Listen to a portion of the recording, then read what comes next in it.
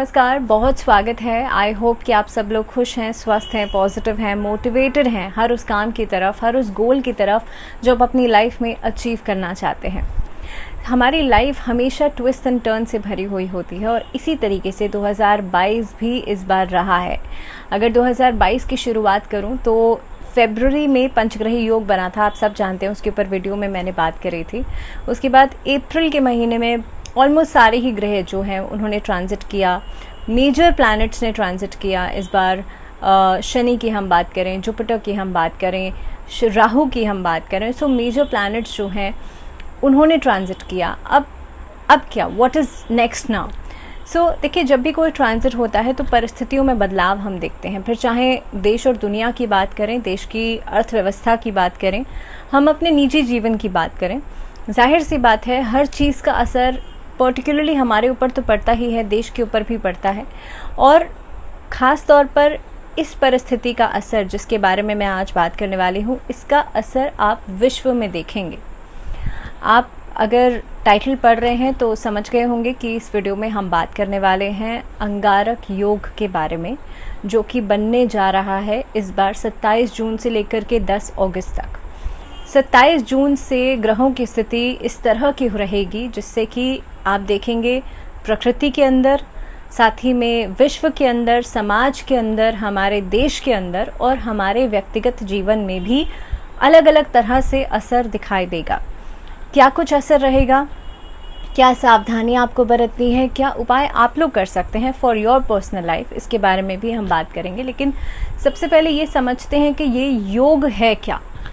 अंगारक योग की जब हम बात करते हैं तो मंगल और राहु की युति को कहा जाता है अंगारक योग। दैट मीन्स जब मार्स और राहु का कंजंक्शन होता है तो उसे कहते हैं अंगारक योग। अब आप अंगारक से ही समझ पा रहे हैं, क्योंकि मंगल एक आक्रामक प्लैनेट है, अग्नि तत्व का कारक भी माना जाता है। तो अंगारक दैट मीन्स अग्नि तत्व से निकला हुआ ये वर्ड है, और अंगारक योग का मतलब ही कहीं ना कहीं पे विनाशकारी होता है, राइट।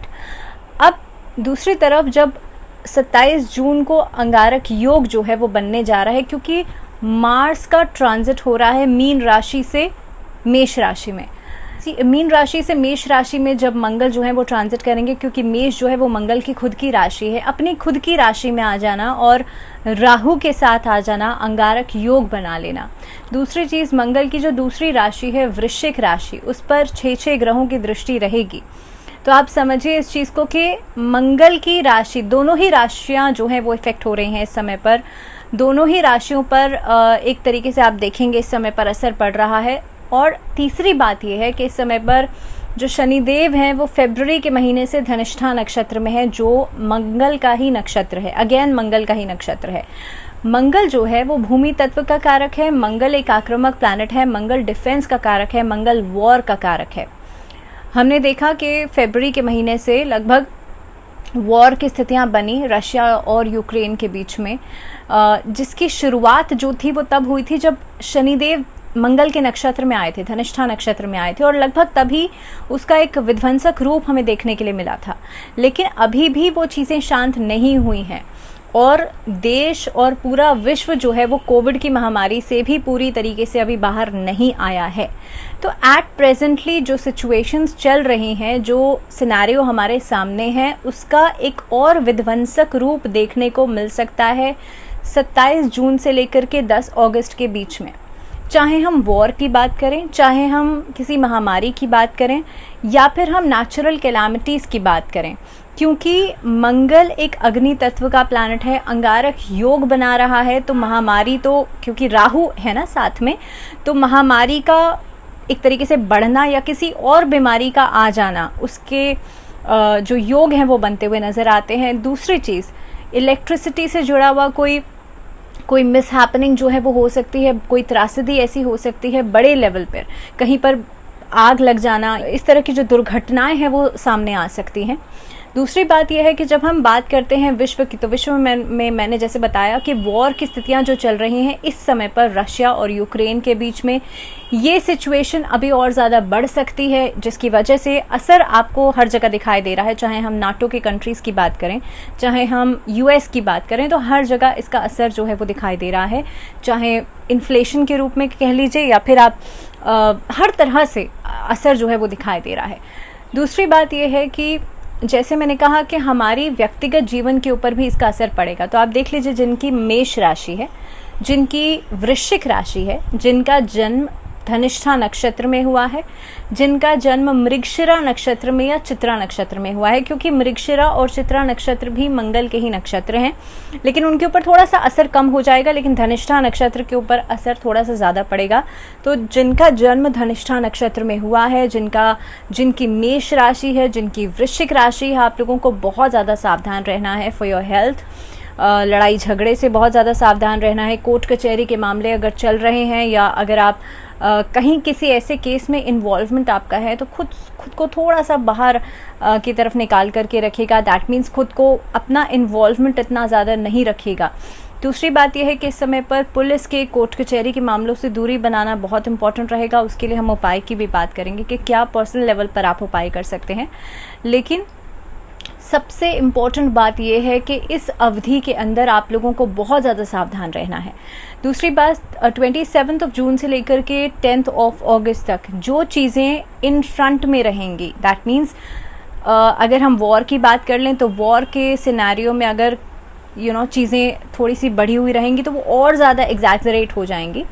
दूसरी बात, अगर इस अवधि में कोई हेल्थ इशू आता है तो वो और ज़्यादा बढ़ जाएगा। तो कोई भी ऐसी चीज़, कोई भी ऐसी दुर्घटना या कोई भी ऐसी परेशानी, वो इस अवधि में उस चीज़ को और ज़्यादा बढ़ा देगी। दूसरी बात, जैसे मैंने कहा, उपाय क्या किए जा सकते हैं। तो अगर आप पर्सनल लेवल पर, आपकी मेष राशि है, आपकी वृश्चिक राशि है, या इन ऑल भी अगर मैं बात करूं, तो आपके लिए इस अवधि में सबसे पहले तो राहु के मंत्रों का जाप आप कर लीजिए। भगवान शिव के महामृत्युंजय मंत्र का जाप आप कीजिए। अगर आपका कोर्ट कचहरी का मामला कोई चल रहा है तो आपको सबसे पहले क्या करना है, आपके कोर्ट कचहरी की फाइल्स को या जो भी डॉक्यूमेंट्स यू हैव, उसको एक रेड क्लॉथ में आप बांधिए और उसके ऊपर हनुमान जी की छोटी सी प्रतिमा 8 इंच से छोटी होनी चाहिए, उसको रख करके आप 3 बार हनुमान चालीसा का पाठ करेंगे। हनुमान जी के समक्ष बैठेंगे, एक चमेली के तेल का दीपक जलाएंगे और 3 बार हनुमान चालीसा का पाठ करेंगे। आप देखेंगे इस उपाय को आप 41 ट्यूसडेज करेंगे रेगुलरली, स्टार्टिंग फ्रॉम शुक्ल पक्ष। आप देखेंगे जो भी प्रॉब्लम्स आपकी आने वाली हैं, जो भी इश्यूज आने वाले हैं, वो खत्म हो जाएंगे। दूसरी बात, इस अवधि के अंदर चाहे मैं देश की बात करूं, चाहे दुनिया की बात करूं, अलग अलग कंट्रीज़ की बात करूं, इस तरह के मुद्दों को सबसाइड करना चाहिए। इस तरह के मुद्दों को जितना उठाया जाएगा, या आप देखेंगे हमारे देश के अंदर भी अलग अलग सेक्टर्स में इस तरह की बयानबाजी, एक दूसरे के ऊपर प्रत्यारोप, इस तरह की चीज़ें जो हैं वो नज़र आ रही हैं। तो ऐसी चीज़ों को सबसाइड डाउन करना चाहिए, बिकॉज 27 जून के बाद ये अपना एक अलग रूप ले लेंगे। दूसरी बात, नेचुरल कैलामिटीज़ की जैसे मैंने बात करी, तो उसका खतरा भी इस अवधि में दिखाई देता है, अग्नि तत्व के अंदर दिखाई देगा। तो इस दौरान थोड़ा सा सावधानी बनाकर रखने की ज़रूरत है। तो इस वीडियो में फ़िलहाल इतना ही। मुझे दीजिए इजाज़त। अगले वीडियो में फिर आपसे मुलाकात होगी कुछ नई जानकारी के साथ, कुछ नए टॉपिक्स के साथ। फ़िलहाल मुझे दीजिए इजाज़त। नमस्कार।